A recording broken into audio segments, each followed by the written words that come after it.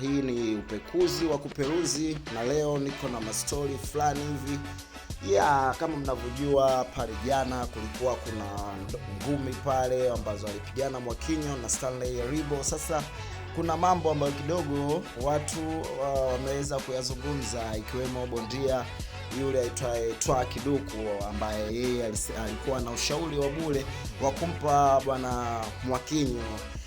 Twa Kiduku alisema kwamba pamoja na kwamba anapigana, lakini kwamba bondia aliyemchukua kupigana naye hakuwa bondia ambaye yuko imara, yani hakuwa bondia ambaye alipaswa apigane naye. Kwa hiyo amemwambia kwamba tafute mabondia ambao wako vizuri ili aweze kupambana nao, lakini amempa ushauri wa kuweza kuonana na wazee wa mifumo. Hembu huyo hapa tuweze imposti jamaa kabla pomna kitu. Wewe bwana, mimi nitakwambia bwana Mwakinyo, sijui wewe ukitaka uwe bora, kwanza kamombe lazi kaka kwa Messi, pia ukamombe lazi mzee wetu Zayumba ule, ukamuombe lazi, ndio utauli katika mfumo na utanyoka.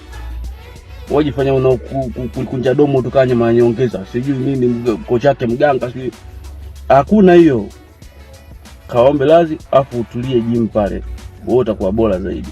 Lakini sio kwa hivi. Kama utenda hivi, kila siku utachukua nyanya ndizi. Ila mimi usije uje kwa kanyaga kweli. Tuendelee kuongea hivi mtandaoni.